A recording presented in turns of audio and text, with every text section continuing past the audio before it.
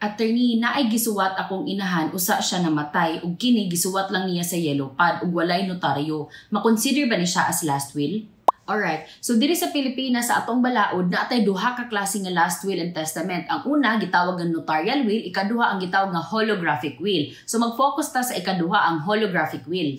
So under Article 810 of the Civil Code, a person may execute a holographic will which must be entirely written, dated, and signed by the hand of the testator himself. So naalay tulo ka elemento aron mo consider as valid ang holographic will. Una, it must be entirely handwritten by the testator himself. Dapat sinuwat, dili printed. Ikaduha, it must be dated na ay pitsa kanus agi suwat ang holographic will. Ikatulo na ay pirma sa naghimo sa holographic will sa last part sa iyahang will or sa document. Okay? So tunuray requirement sa balaod. So pasabot, dili kinahanglan mo notaryado ang holographic will unlike sa katong notarial will. So since a holographic will is a will, pasabot kinahanglan gyapon ninyo ipa-probate na sa korte or file mong petition for probate sa holographic will sa inyong ginikanan aron maaprobahan ang mga habilin sa inyong ginikanan. Okay? So I hope that's clear and that's it for Let's Talk Legal with Attorney Zai.